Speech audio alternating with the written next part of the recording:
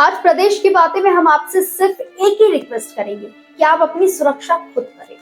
अपनी family, friends, सबकी सुरक्षा आप खुद ही करें। ये डिपेंड ना रहे किसी पे कि हम जहां जा रहे हैं वहां की सरकार है, वहां की पुलिस है या वहां की मैनेजमेंट, सिक्योरिटी है, वो सब हमारा ध्यान रखेगी। ऐसी गलती आप बिल्कुल भी ना करें और ऐसा सोचे भी ना, क्योंकि इन सबको आपकी जान की परवाह बिल्कुल भी नहीं है। कहीं भगदड़ मची तो कहीं हादसा हुआ।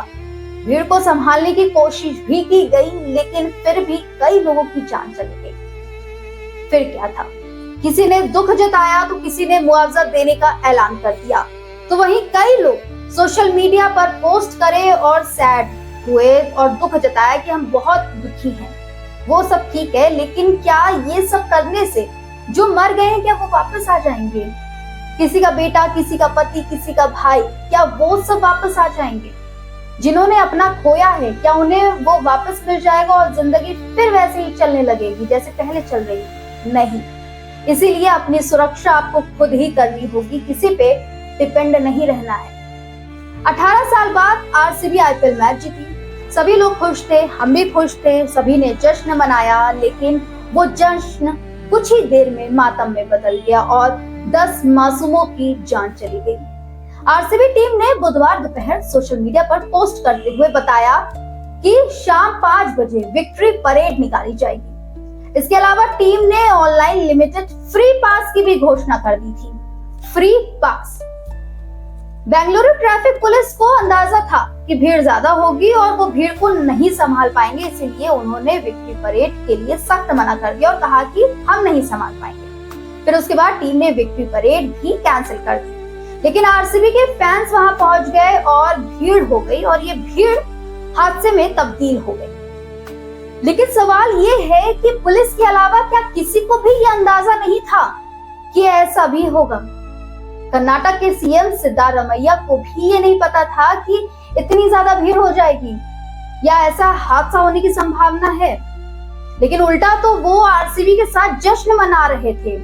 उन्हें जरा सा भी फिक्र नहीं था कि बाहर भीड़ कितनी ज्यादा है, या फिर हम यूं कहें कि उन्होंने भीड़ को नजरअंदाज कर दिया और जश्न मनाने में ही मस्त हो गए एकदम। सीएम कहते हैं कि अंदाजा नहीं था कि इतनी भीड़ हो जाएगी। उन्होंने कहा कि स्टेडियम में 35,000 लोगों की क्षमता थी।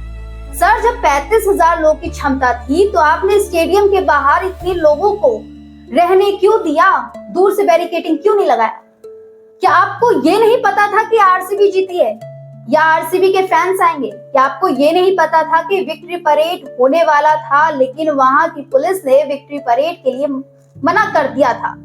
क्या आपको ये नहीं पता था कि आरसीबी की टीम ने फ्री पास की भी घोषणा कर दी थी? जब आपको ये सब नहीं पता था तो आपको पता क्या था? फिलहाल अभी हम सरकार, मैनेजमेंट, पुलिस, इन सबको लेकर बात नहीं करने वाले हैं। हमें सिर्फ आपसे और आपको लेकर बात करनी है। आप बताइए, एक सेलिब्रिटी ने आपको ऐसा क्या दिया है कि उनको देखने के लिए आपने अपनी जान की परवाह भी नहीं करी? और ऐसे सिचुएशन में आपकी कॉमन सेंस कहाँ चली जाती है कि आप एक झलक पाने के लिए उस भीड़ में शामिल होने चले जाते हैं जहां आपकी सुरक्षा का कोई इंतजाम नहीं, आपकी सुरक्षा की जिम्मेदारी लेने के लिए वहां एक भी पुलिस नहीं। एक बार ये जरूर सोचिएगा, आप अपनी जान की परवाह किए बिना भीड़ मिलने चले जाते हैं, लेकिन जो घर पर है आपका परिवार, एक अनहोनी से वो टूट जाता है। इसीलिए सोचिए तो सिर्फ अपनी और अपने परिवार की, क्योंकि वही है जो आपकी फिक्र करते हैं।